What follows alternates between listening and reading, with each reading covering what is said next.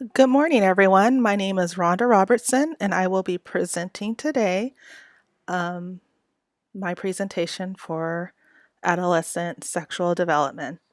Like many of you before me have also presented the same topic, my presentation will focus a little bit on adolescent development in relation to single parent households.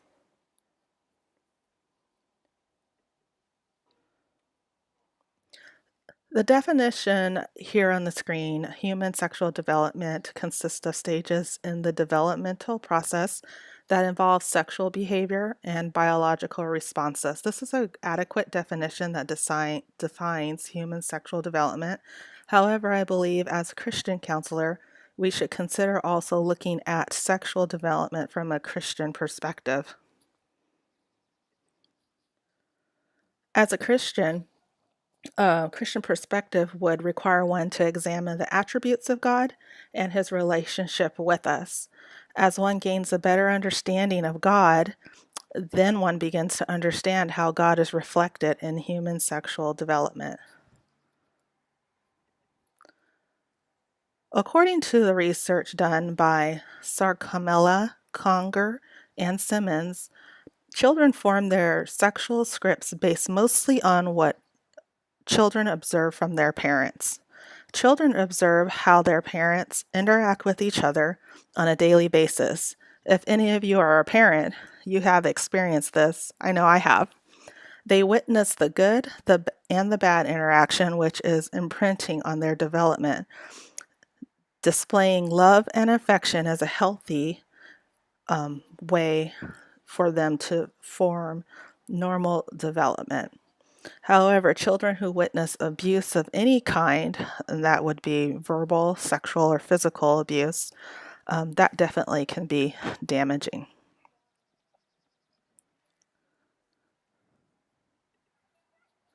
Younger children are comfortable asking their parents typically about sex and sexuality. However, most teenagers are repulsed by the idea of talking to their parents about sex. Most often, they are too embarrassed to discuss their sexuality. They are already feeling awkward and confused about how they're feeling about their bodies and themselves, and adding an element of sexuality is just too much. Even though this is an extremely uncomfortable stage of adolescence, parents need to maintain an open communication with their children because they are bombarded by social messages about sexuality.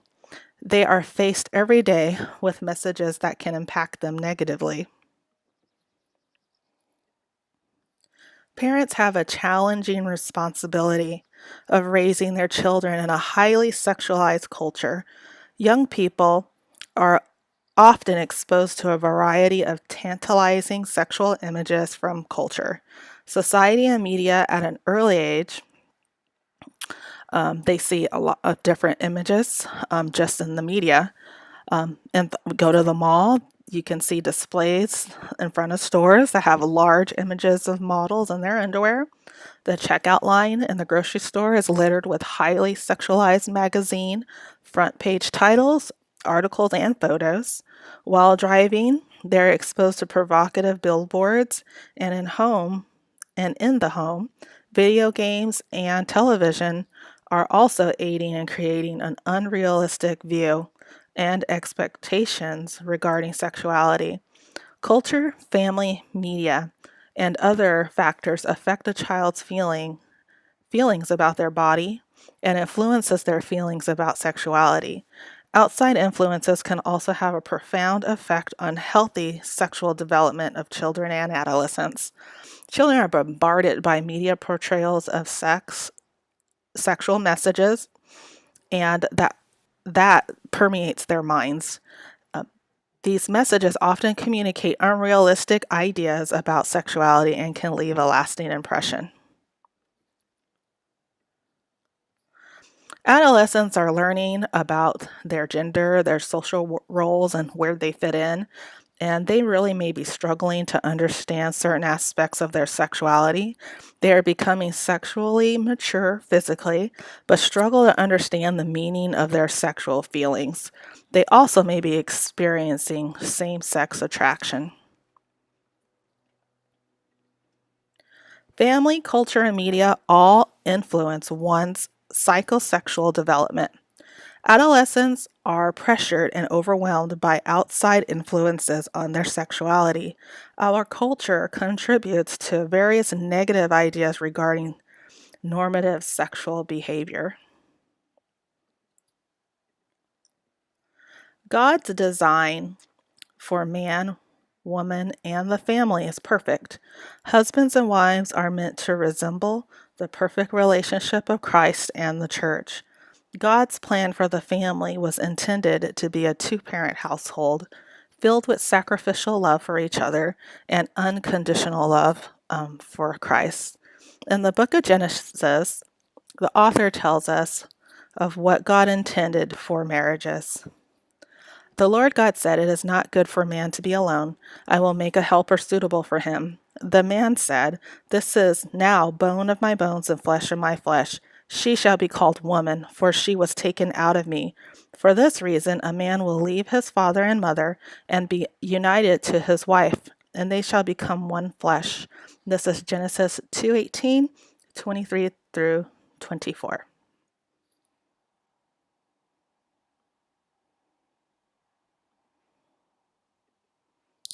Parents can guide their children through their sexual developing years by maintaining a relationship where communication is open. The quality of relationship that a parent has with their child is very important to the child's development of future sexual relationships. Children benefit from having both parents in the home. Parents play important roles in preventing early sexual activity through both the nature and quality of their relationships with their children and through their specific behavior toward them. Parents can provide their children with necessary information and values as well as directly limiting or controlling their opportunities for sexual relations. Generally, healthy psychological development is facilitated when parents foster a close, communicative relationship with their children, while at the same time setting limits and providing discipline. The balance of communication and discipline provides the stability that is needed for healthy development.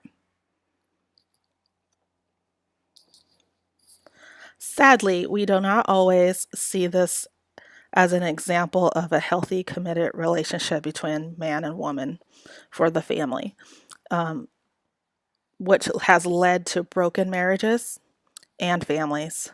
More and more, we are seeing single parent homes where the father is absent. It is defined by a choice by men to not participate in raising their children. It also can be defined by usually younger women becoming pregnant and maybe either not knowing who the father is or not letting the father know that she is pregnant. But this phenomenon of father absence is attributed to high divorce rates and non-marital childbearing. Unfortunately, we see this phenomenon increasing more and more in minority communities.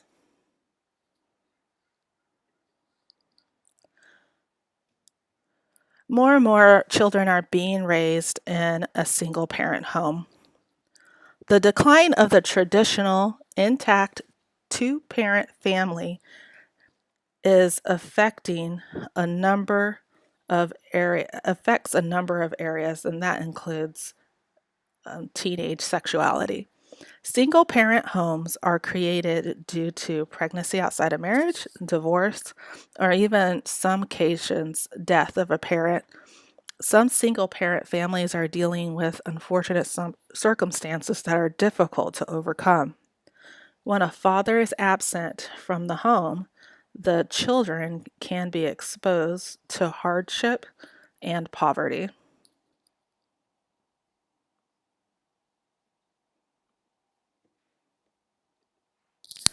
The absence of the father in the home is increasingly becoming a trend, and not a good trend, in minority families in America. Fathers who are physically and emotionally absent from parenting leave their children lacking emotional support, social, financial support as well. And all of those are needed to ensure healthy development during childhood. There are several reasons why fathers may be absent from the home. Some of these reasons include separation, divorce, or death. Whatever the reason may be, the research shows that fathers' absence from the home and the family significantly affects the family dynamic. According to Shante Harris's research on non-residential fathers in the African American community, fathers have a direct and indirect effect on the child and adolescent psychopathology.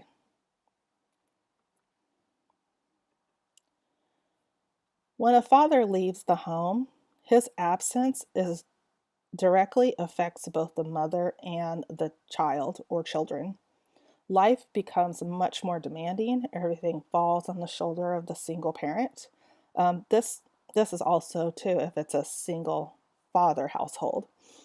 Many mothers may work multiple jobs so that they can just make ends meet. Most of these jobs may be fulfilling. Um, they receive lower wages and tolerate demands with inflexible employer standards regarding family responsibilities. Single mothers may not be able to take time off of work to go to a child's activity, plays, or pick them up from school when sick. Together, these conditions can slow child development and slow parental involvement with their child. Um, Mothers display emotional closeness and different types of discipline as well. They may be experiencing feelings of hopelessness, helplessness, fatigue, anger, and anxiety, and become less responsive and energetic, which can lead to inadequate parenting and emotional involvement.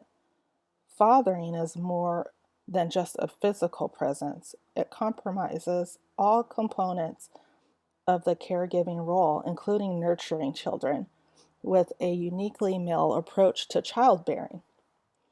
African American children in father absent or single mother families can potentially experience several sources of stress that can include a pattern of interaction with the biological fathers that can produce or even alleviate stress.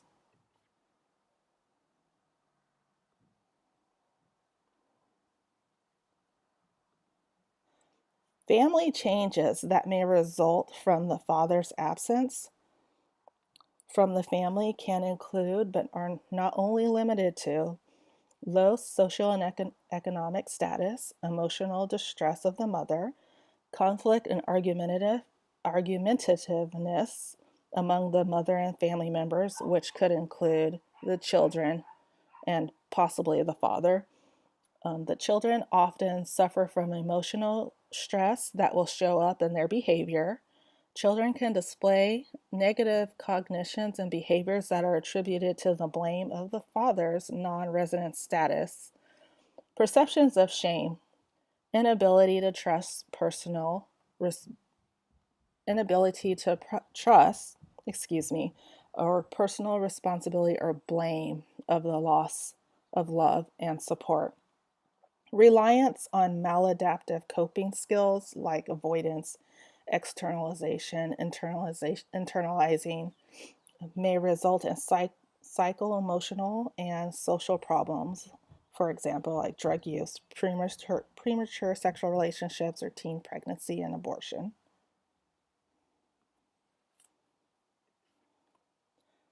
Children moving into adolescence can display a variety of maladaptive behaviors due to the turbulence in the family.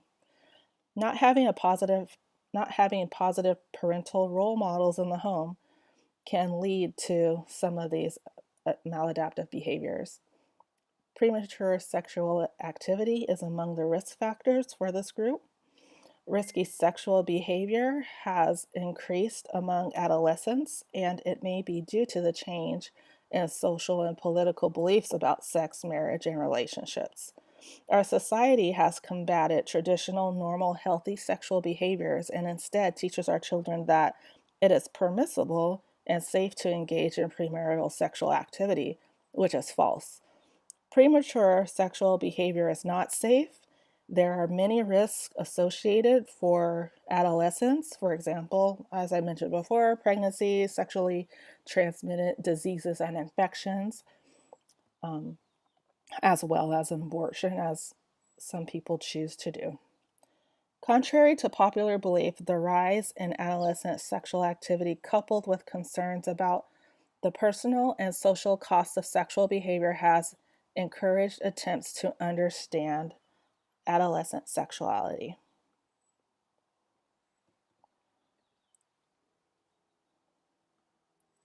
The feelings children develop in their relationships often evolve from their experiences with their parents.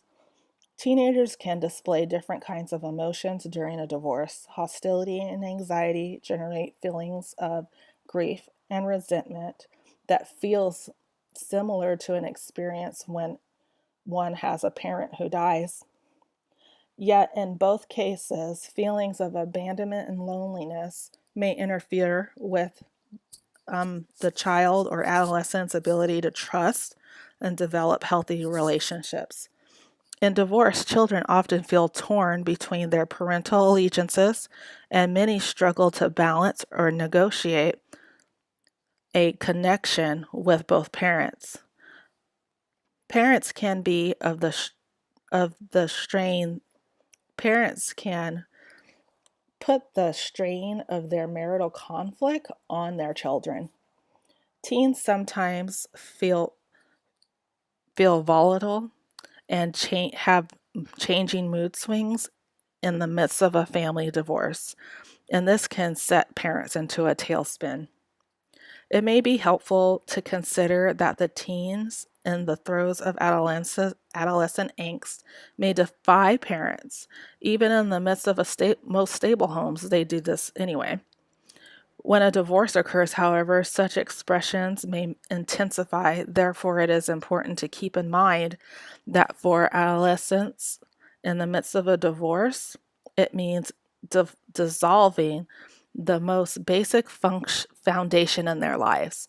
No matter how children act out, it will help if we can sympathize with their needs and offer reassurance about love and intimacy. It's important for counselors to keep in mind that advice given to all divorced couples should be met with warmth and understanding and also empathy. We should communicate with the parents um, and work very hard to avoid and communicate with the parents that they should work very hard to avoid bringing the children in the middle of the battle and work hard toward communicating positively and constructively with each other regarding their children's overall well-being. No matter how children act out, it will help if we can sympathize with their needs and offer reassurance about love and intimacy. Single parents also need support. They need guidance to help them tackle the very difficult job of having to parent alone.